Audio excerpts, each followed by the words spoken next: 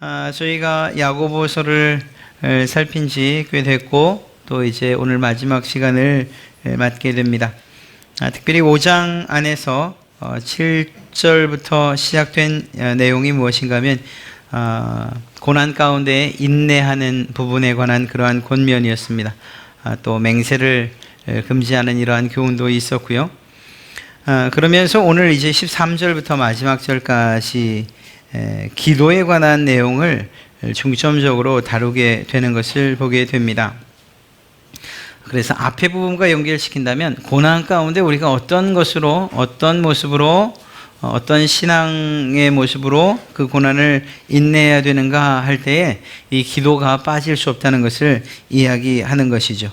뿐만 아니라 단순한 고난 당할 때의 기도뿐만 아니라 특별한 상황이라고 할 수 있는 질병에 걸린 자들에 대한 합심의 이러한 기도를 통해서 교회 공동체가 함께 어려움들을 극복해가고 그리고 또 이러한 일들을 통해서 하나 되어야 된다라는 사실들을 이야기하고 있는 것을 우리는 보게 될 것입니다. 우리 인생을 이야기할 때에 우린 우리의 인생에 대한 하나님의 계획을 섭리라고 이야기합니다. 그리고 그 하나님의 섭리 가운데는 우리가 참 잘 되는 일들도 있지만 그렇지 않은 일들도 있어요. 기쁜 일도 있지만 슬픔 가운데 정말 내던져지는 듯한 이러한 순간도 있어요. 모든 일이 잘 풀리는 것 같은데 무엇인가 꽉 막힌 것 같은 상황도 있을 수 있습니다. 그리고 우리는 우리의 믿음 안에서 이것이 하나님의 계획 가운데 하나님의 섭리 가운데 있습니다 라고 이야기를 하지요. 사실 하나님에 대한 믿음이 우리에게 있기에 하나님께서 우리를 향해서 여러분을 향해 가지고 계신 그 계획 그리고 그분의 섭리에 우리는 순종하며 따라갈 수 있다라고 이야기합니다. 그러나 실제적으로 그러한 어려운 일들을 만날 때 혹은 기쁜 일들을 만날 때 이것이 하나님의 계획 가운데 있습니다 라고 해서 그 뜻에 100% 순종하고 또 때로는 복종하는 일들이 그리고 또 하나님께만 찬송과 영광을 올리는 일들이 실제적으로 가능한가? 사실 우리의 가운데 있는 이 죄성이 우리를 그냥 그렇게 자유롭게 그래서 하나님 편에 서게 두지를 않습니다. 그러다 보니까 이렇게 고난 가운데 있을 때 그리고 즐거움 가운데 있을 때에 즉 하나님이 우리에게 주시는 그러한 이 섭리 가운데에서 우리는 어떤 태도를 취해야 하는가 하는 것을 오늘 이 야고보서 마지막 부분을 통해서 알게 되는 거죠. 먼저 야고보 사도는 그들에 대해서 고난을 이야기합니다. 너희 중에 고난당하는 자가 있느냐라고 이야기하죠. 실제적으로 말씀드렸던 것처럼 교회의 핍박과 그리고 고난이 실제적인 사건이었습니다. 뿐만 아니라 가난한 사람들은 교회 내에서조차 부자들에게 멸시와 천대를 받는 이러한 일들도 있었고요. 또 교회 안에서만이 아니라 교회 밖에서도 자신들의 연약함과 사회적인 지위가 낮다는 이유 때문에 고난당하고 또 압제당하는 자들이 있었던 것이 사실입니다. 그런 점에서 볼 때 오늘 야고보 사도가 고난 당하는 자가 있느냐라고 물을 때 있습니다. 바로 접니다. 이렇게 이야기할 만한 사람들이 꽤 많았다는 것을 이야기하죠. 자, 이러한 고난은 여러 가지 다른 표현으로도 가능합니다. 근심 있는 자 혹은 걱정 있는 사람, 괴로움이 있는 자, 수고로 일하는 사람, 또 그래서 그것이 영적인 부분의 그러한 문제이든지 아니면 육신이나 혹은 정신적인 문제에 관한 것이든지 간에 요새 말로 말하면 정말 스트레스가 심해서 그것들이 질병으로 이어지는 때로는 정신적인 그래서 우울증 기타 등등 우리의 영혼과 정신과 육체에 관계된 모든 고난 이 모든 고난을 아울러서 오늘 이 야고보 사도는 고난당하는 자가 있느냐라고 이야기하고 있는 것입니다. 그렇다고 본다면 야고보 시대의 그때의 그 공동체에만 해당되는 것이 아니고 오늘날 예수님을 믿는 우리 모든 신자들 그런데 고난 가운데 있는 우리들에게도 동일하게 해당되는 말씀이라고 이야기할 수 있습니다. 일반적으로 고난을 당할 때에 이런 어려움을 당할 때에 일반적인 반응이 무엇일까요? 왜 내게 이런 일이, 왜 내게만 이런 일이, 이렇게 불평하거나 혹은 원망하는 일들이 가장 일반적인 일일 것입니다.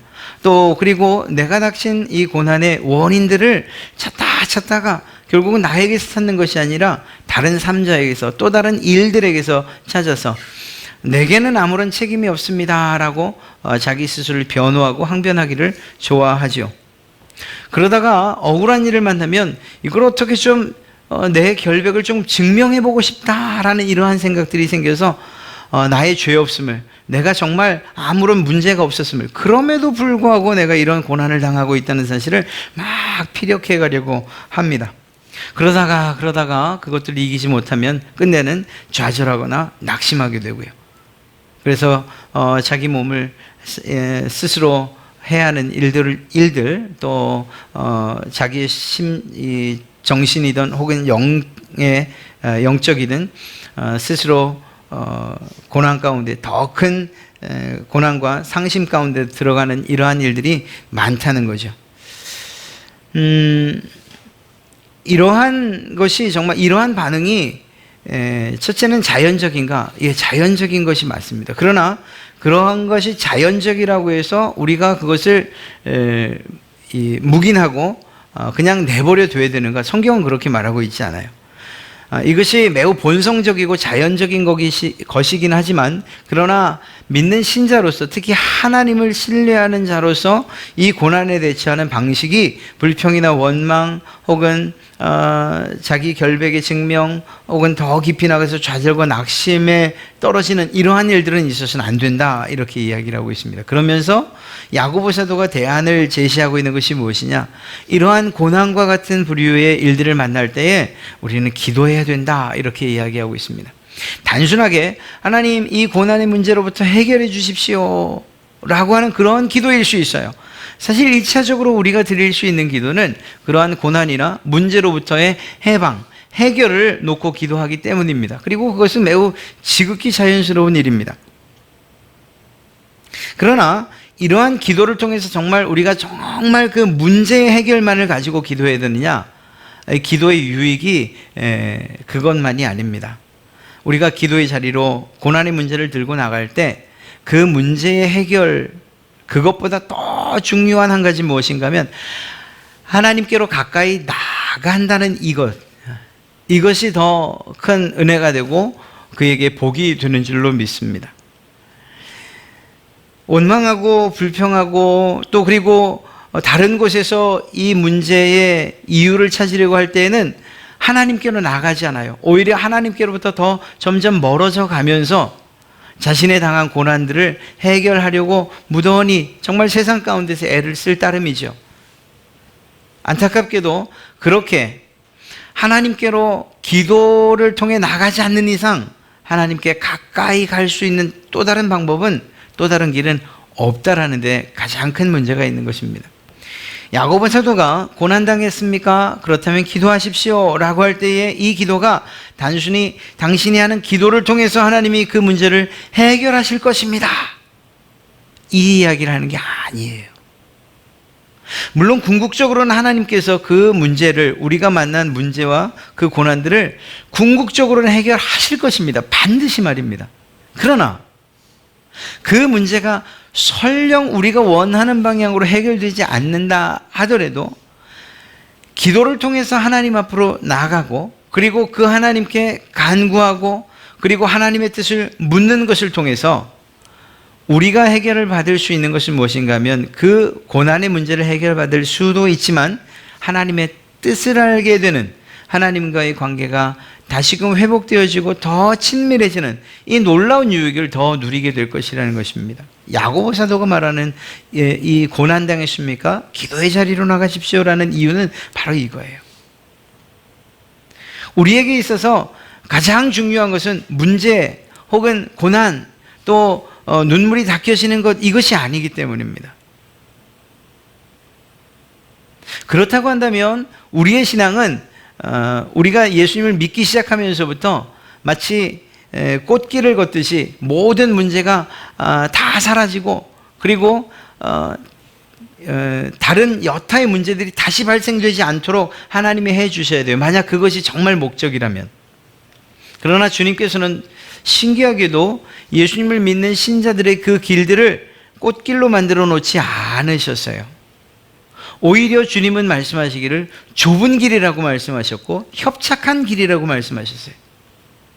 그것이 우리에게 복이냐? 우리는 이렇게 반문할 수 있죠. 하나님을 믿는 신자, 바로 하나님의 자녀인 우리들에게 내가 이제 하나님을 사랑합니다 라고 말하는데 어떻게 우리 앞에 이렇게 좁고 그리고 위험한 길을 두셨습니까? 라고 말이에요.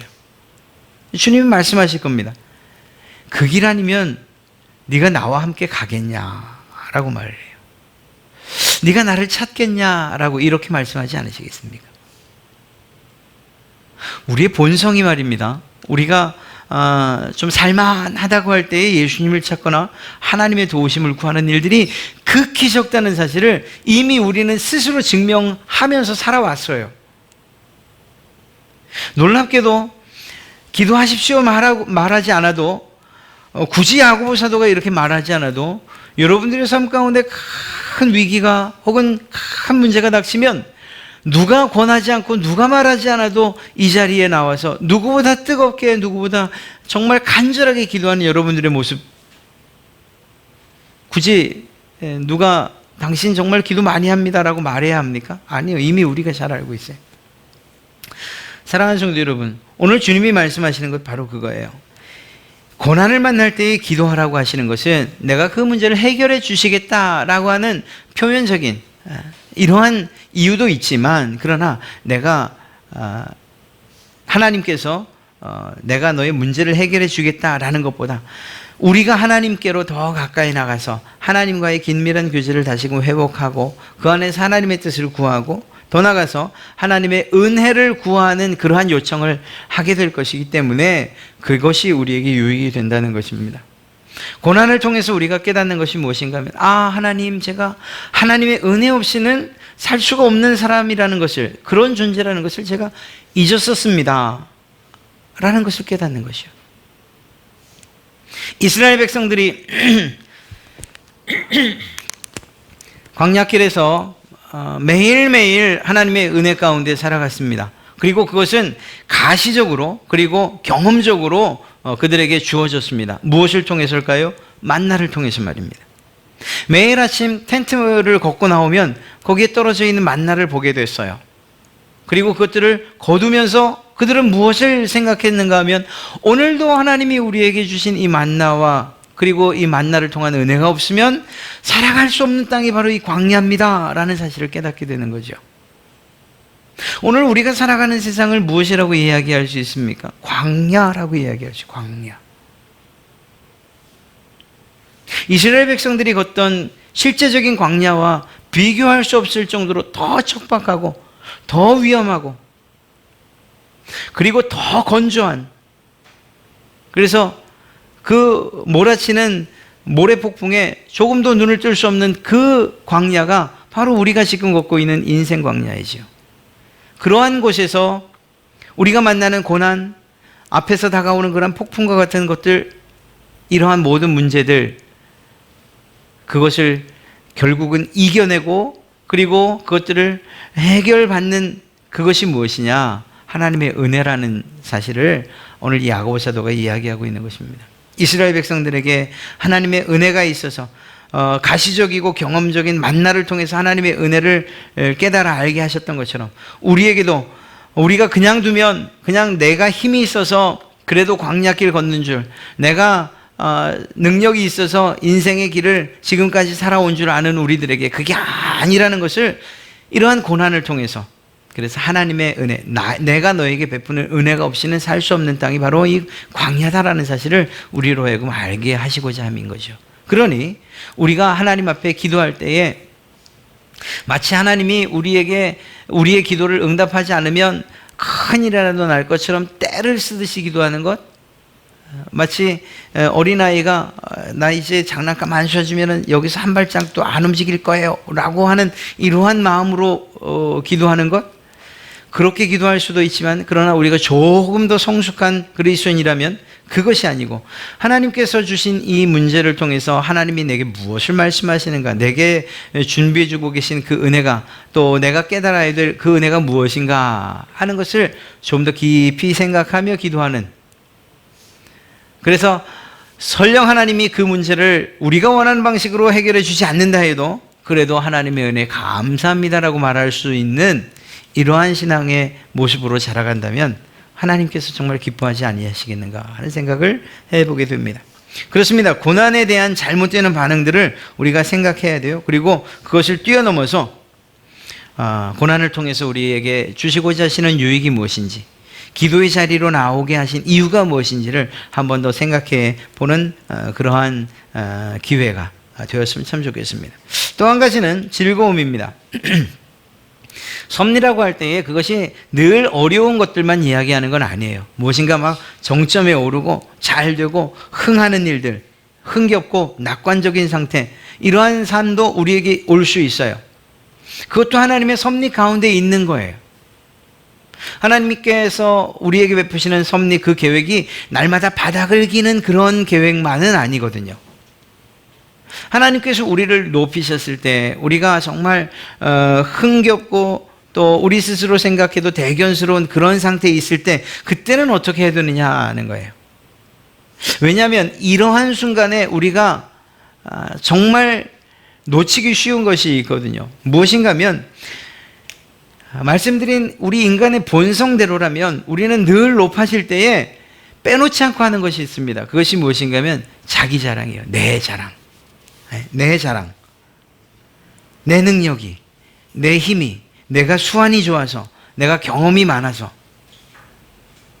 내가 정말 두루두루 여러 많은 사람들을 사귀어놔서, 내가 많이 배워서, 내가 물려받은 유산이 많아서, 기타 등등 모든 이유, 정말 그 자리에 선 모든 이유를 나에게서 찾아요. 나에게서.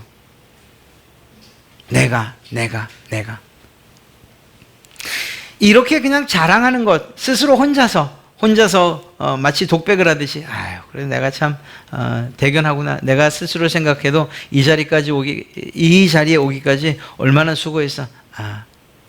나 혼자서 그래 참 잘했어. 쓰담. 이러고 끝나면 얼마나 좋겠습니까? 그런데 우리의 자랑은 바로 다음 단계로 넘어가게끔 되어 있어요. 바로 교만이에요. 그냥 나 혼자서 거울 보고서 너 참 잘났다. 너 정말 애썼다. 수고했다. 화이팅. 내일도 한번 열심히 해. 그냥 이러고 끝나면 좋은데, 이게 본성적으로 우리의 죄성은 이러한 나에 대한 자랑이 스스로 높아지는 교만에 이르게 되고요. 그 교만함은 상대적으로 다른 이들에 대한 무시로 이어진다는 거예요. 그렇게 돼요. 그렇지 않은가 한번 잘 생각해 보세요.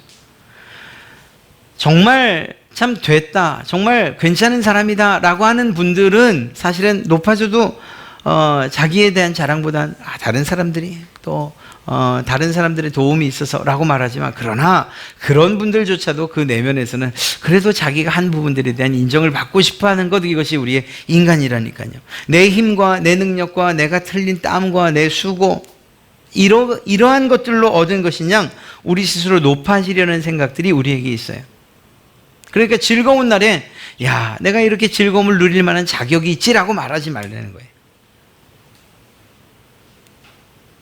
근본적으로 따져서 하나님께서 그에게 건강을 주지 않으셨다면, 시간을 주지 않으셨다면, 과연 그러한 기쁨을 위해서 수고하고 노력하는 일을 할 수 있기나 했겠는가? 사실 그럴 수 없거든요. 그러니까 우리가 누리는 그러한 흥겨운 시간들, 그리고 즐거운 그 시간들에 스스로 높아져서 다른 사람들을 업신여기는 그러한, 하나님께서 정말 기뻐하지 않는 그러한 자리에 서지 말고 오히려 그 기쁜 때에 하나님을 기억하라 하는 거예요. 지금 누리는 즐거움, 그리고 만족함, 쾌락으로 인해서 은혜 베푸시는 하나님, 우리에게 그 즐거움을 선물해 주신 그 하나님을 잊어버리는 이러한 일이 있어서는 결코 안 된다는 사실을 야고보 사도가 이야기하고 있는 것입니다. 즐거울 때에 찬양으로 하나님께 영광을 올리라는 거예요. 하나님이 하셨습니다. 우리의 입술의 고백, 정말 아주 훌륭한, 정말 우리의 그 고백을 통해서 내가 영광을 취하는 것이 아니고 하나님이 내게 주셨습니다라고 할 수 있는 좋은 방법 가운데 하나입니다. 찬양으로 하나님께 영광 올리라고 해서 반드시 어떤 악기나 노래 이것을 의미하는 것은 아니에요. 오히려 하나님께서 이루시고 베푸셨다는 사실들을 인정하는 그 마음을 이 찬양이라고 이야기하고 있는 것입니다. 찬송이라고 표현하고 있는 것이에요. 물론 우리에게 있는 이 정말 주옥 같은 찬송들이 여러분들의 입술에서 정말 즐거울 때, 기쁠 때에 흘러나와야죠. 나올 수 있죠. 그러나 이 노래 곡조만을 의미하는 것이 아니고 오히려 우리의 내면 깊은 곳에서부터 하나님께서 이루신 일입니다. 내가 한 것이 아니고 하나님이 하셨습니다. 그래서 내 자랑이 아닌 하나님의 은혜를 자랑하는 이러한 모습으로 우리의 즐거운 때를 보내야 된다라고 이야기하고 있는 것입니다. 그리고 이러한 일들을 우리 스스로, 우리 자신들뿐만이 아니라 우리가 혹여 가르치는 우리의 아이들이 있다거나 혹은 우리의 자녀들이 있다면 이러한 것들을 연습시키고 훈련시키셔야 돼요. 오늘 야고보 사도가 이야기하고 있는 이 부분 어렵지 않은 것 같지만 사실은 매우 어려운 일이에요. 그런데 참 신기하게도 어릴 때에 이러한 정말 고난당할 때 기도하고 즐거울 때 찬송하는 이 놀라운 신앙의 비결들을 알려주면 그것이 그에게 매우 큰 힘이 되고 유익이 된다는 사실은 분명합니다. 그리고 그렇게 어린아이일 때 배우고 정말 이 백지 같은 그러한 마음 가운데에 이러한 신앙의 좋은 습관들이 그려져 있다면 그는 정말 더 교만해지지 않고 오히려 더 겸손히 하나님을 찬송하고 그 은혜를 찬송하는 그러한 삶을 충분하게 살아갈 줄로 믿습니다. 오늘 야고보 사도를 통해서 이야기하고 있어요. 하나님의 섭리가 때로는 고난으로 때로는 즐거움으로 나타난다. 그러한 하나님의 계획과 섭리를 인정한다면 그렇다면 이러한 때에는 기도하고 이러한 때는 찬송하라 이렇게 이야기하고 있는 것입니다. 그냥 우리가 늘 들어왔던 것처럼 고난 때에는 슬플 때에는 기도하고 기쁠 때는 찬송하고 그것이 그저 말로만이 아니라 실제적으로 여러분의 삶 가운데서 이루어질 수 있도록 우리가 해야 할 것입니다. 그리고 이러한 신앙의 습관들은 노력을 해야 되고 또한 훈련을 해야 되는 것입니다. 의지적으로 말입니다. 그래서 하나님이 하셨습니다. 하나님께서 영광 받으실 일입니다. 라고 하는 이러한 좋은 표현들을 그냥 속으로만 아니라 여러분들이 다른 사람들이 없는 데서 정말 부끄러워 그런 자리에서 해야겠다. 그럼 그렇게 하셔도 되고요. 아니면 정말 더 용기 있게 누군가에게 마치 고백적으로 하나님을 찬송하듯이 그렇게 하셔도 좋으리라 생각됩니다. 그 다음에 이제 병듦에 관한 문제입니다. 질병에 관한 이것도 역시 기도해야 될 문제라고 이야기하죠. 이것은 특별히 공동체에 관계된 이야기라고 할 수 있습니다. 병들었는가 그렇다면 장로들을 청하라고 이야기하고 있습니다. 그 병든 자들이 장로들을 여기에서 일단 영적으로 혹은 정신적으로 육체적으로 여러 가지 느끼는 모든 쇠약함을 질병이라고 말할 수 있지만 그래도 이 야고보 사도가 이야기하고 있는 지금의 병든 자는 이 육신의 병든 자에 초점이 맞춰져 있는 것을 알 수가 있습니다. 그들이 장로들을 청하라고 되어 있습니다. 장로라고 단수로 사용하지 않고 장로들이라고 한 이유가 있다면 뭘까? 있다면 야고보 사도가 의도적으로 장로들이라고 했다면 그 이유는 뭘까? 병고침 즉 기도를 통해서 병자가 치료될 경우에 어떤 한 개인의 공로로 돌아가는 것 그리고 그가 그 일 때문에 병을 고쳤다는 일 때문에 스스로 교만해지는 이러한 일들을 좀 미연에 방지하고자 함이 아닌가 정도로 한번 추측을 해봅니다. 그래서 어떤 한 개인이 아닌 교회의 직분을 가진 장로들이라고 이야기하고 있는 것. 공식적인 위치에서 병자들을 위해서 기도하라는. 바꿔 이야기하면 어떤 한 사람이 능력이 있는 것이 아니고 그의 공로로 누군가가 낫는 이러한 것을 하나님이 그것을 원하시는 것이 아니고, 특히 이 야고보 사도를 통해서 지금 이야기되어지고 있는 이 공동체에 이러한 말씀을 하신 것은 서로 공동체가, 그러니까 교회 공동체가 한 마음으로 아픈 이들을 위해서 기도할 것들을 이야기하고 또 명령하고 있는 것이라고 말할 수 있습니다. 첫째는 장로들을 통해서. 그런데 그 뒷부분을 보면 죄의 문제로 연결되면서 죄를 서로 고백하라라고 되어 있죠. 그리고 병 낫기를 위하여 서로 기도하라라고 되어 있습니다. 바로 18절의 말이죠. 그렇게 볼 때에 이것은 단순하게 교회 지도자들에게만 맡겨진 일이라기보다는 교회 공동체가 함께 기도해야 될 그러한 문제라고 야고보 사도는 인식하고 있는 것을 보게 됩니다. 교회를 이야기할 때 그것을 우리는 흔히 예수 그리스도의 몸이라고 이야기를 합니다. 그리고 몸은 지체로 이루어졌다. 또 그 지체를 통해서 서로가 각자 다른 역할들을 가지고 있다. 사도 바울이 그렇게 이야기를 하고 있어요. 즉 교회는 매우 다양함, 즉 이 다양함을 추구하게 되어 있습니다. 이것은 그러려고 하지 않아도 그럴 수밖에 없어요. 왜냐하면 다 다른 사람들이 모였으니까 말입니다. 그러나 그러한 다양한 사람들이 모였지만 무엇으로? 예수 그리스도를 믿는 믿음 안에서 예수 그리스도의 몸으로서 서로 신비로운 연합체라는 사실을 사도 바울이 이야기하고 있어요.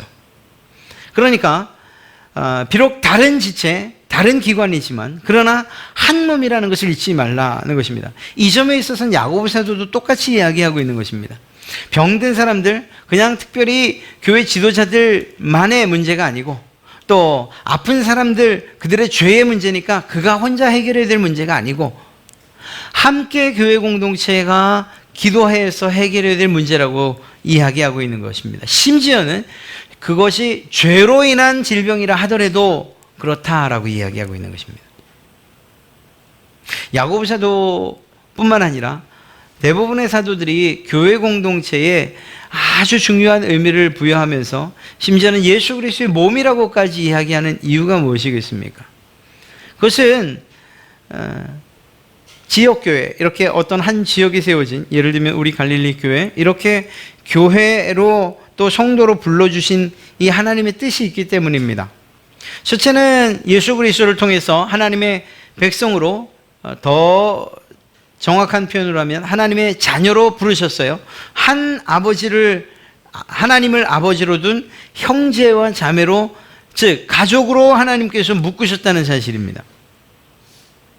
안타깝게도 이러한 공동체 안에서 야고보 사도가 고발했던, 그리고 사도 바울이 고린도 교회를 향해서 했던 그러한 여러 가지 문제들이 있어서 파당이 지어지고 때로는 그 안에서 죄악이 있고 시기하고 분쟁이 있고 거짓 선지자나 혹은 거짓 교사들의 그러한 음모가 있고 술수가 있어서 하나의 몸이어야 될 그 교회가 깨지는 일들이 너무나도 빈번하게 위기로 다가왔다라는 것이고, 그것을 해결하기 위해서 한 몸이라는 것을 늘 강조하고, 그리고 그러한 과정 가운데서 기도조차도 하나의 공동체 안에서 서로를 위하여서 기도하라고 지금 야고보 사도는 이야기하고 있는 것입니다.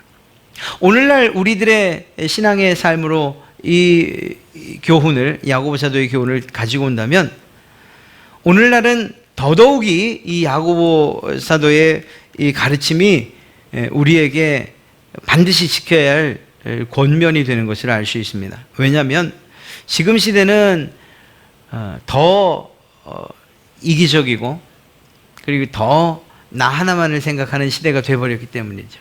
심지어 교회 안에서도 마찬가지입니다. 내가 아니면 별로 중요하지 않아요. 내가 관계된 일이 아니면, 내게 유익이 되는 일이 아니면 그냥 어떻게 결정나도 아무 상관없는 이러한 시대. 바깥은 뭐 말할 것 없고요. 교회도 그러한 시대, 그러한 사조의 흐름 가운데 휩쓸려 가고 있는 것, 이 시대 아니겠습니까? 그렇다고 한다면 야고보 사도가 당시의 야고보 공동체, 교회 공동체를 향해서 당신들이 아픈 사람들 무시하지 말고 내버려 두지 말고 마치 당신의 자녀들이 아픈 것처럼, 당신이 아픈 것처럼 함께 낫기를 위해서 기도하십시오. 장로들을 데리고 가서 그들을 데리고 가서 함께 기도하십시오. 혹여 그것이 죄의 문제라면 서로 그 죄를 고백하고, 그리고 그 고백과 함께 용서하고 하는 이러한 일들을 통해서 교회가 하나 되는 일들을 이루어 가십시오라고 이야기하고 있는 것입니다. 오늘날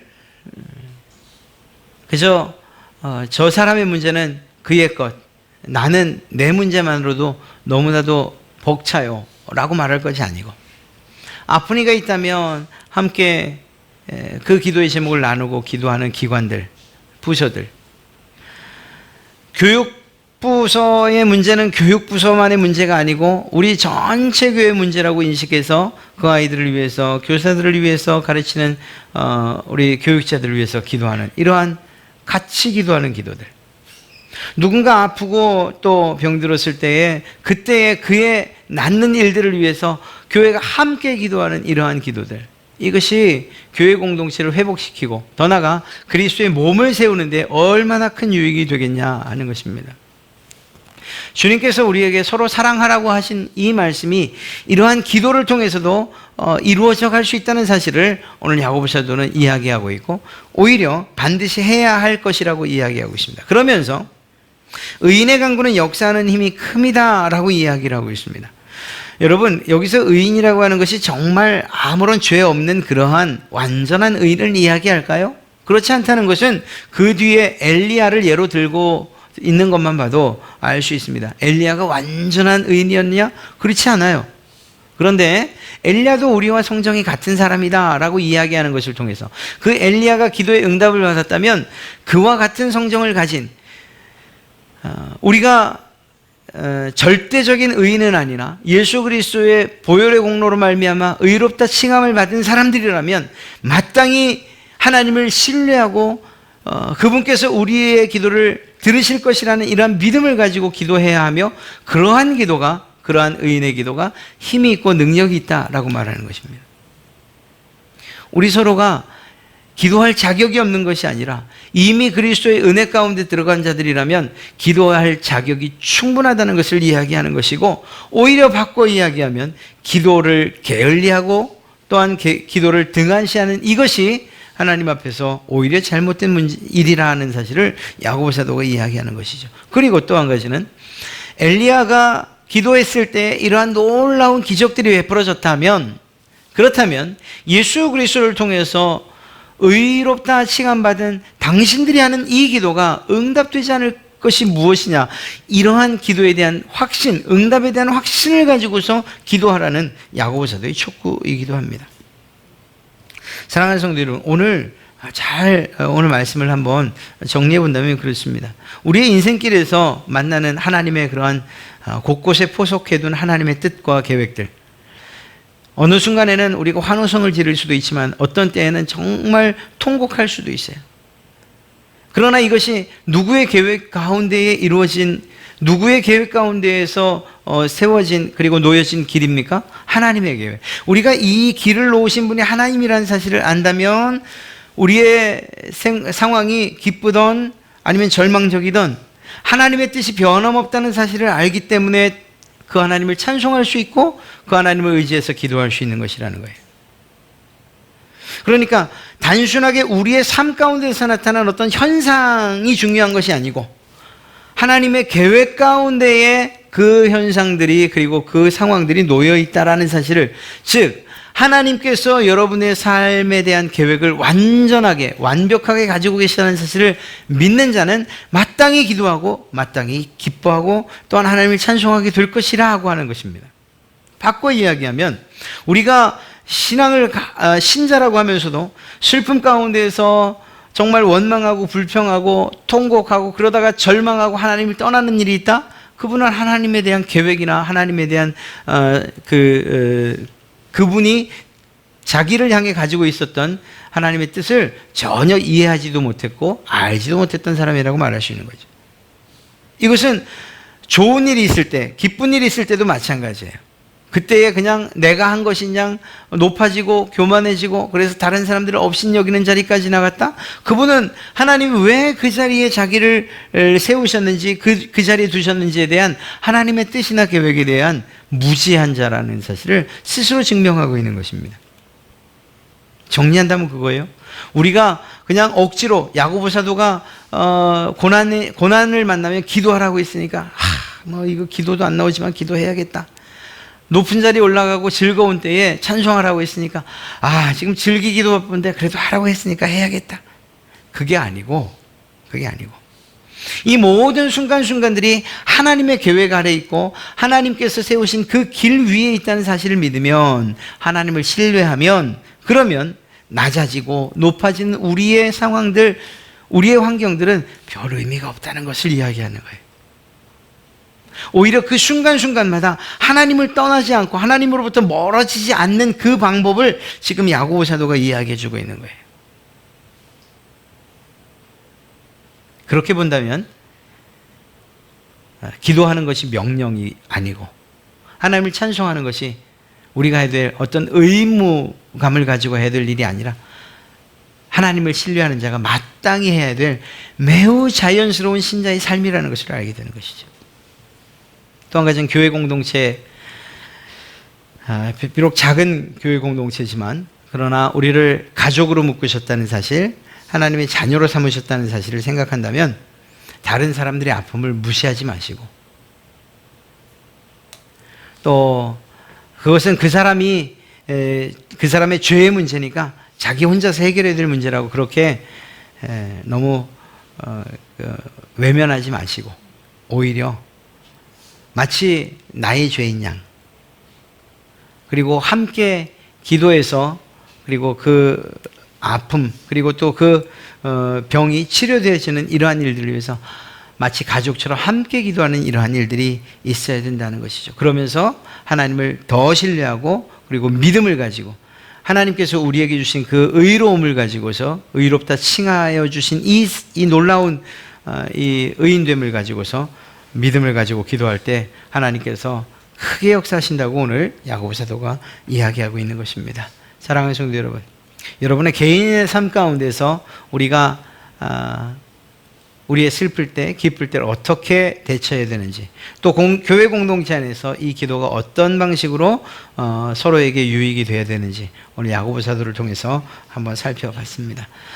그저 아는 것으로 그치지 마시고 이제 여러분들의 의지를 발동시켜서 정말 슬플 때 의지적으로 하나님 앞에 나오시고, 고난당할 때 더 가까이 나오시고, 기쁠 때에 그냥 나 혼자 즐기는 것으로 그치지 마시고 오히려 하나님께 찬송과 영광을 올려드리는 말로, 혹은 여러분들이 글을 잘 쓰신다면 글로, 이렇게 해서 여러분들이 실제적인 그런 하나님에 대한 영광을 찬송하시는, 그리고 또 교회 공동체 안에서 하나된 가족으로서 서로를 더 돌아보고 서로의 아픔, 그들의 아픔이 바로 나의 아픔인 것처럼 여기며 기도하고, 그렇게 해서 서로가 위로하고 또 힘이 돼서 하나님께서 우리에게 가게 하신 그 하늘까지 가는 그 천성길을 힘있게 같이 갈 수 있는 그러한 교회 공동체가 되었으면 하는 마음으로 이 말씀 드렸습니다.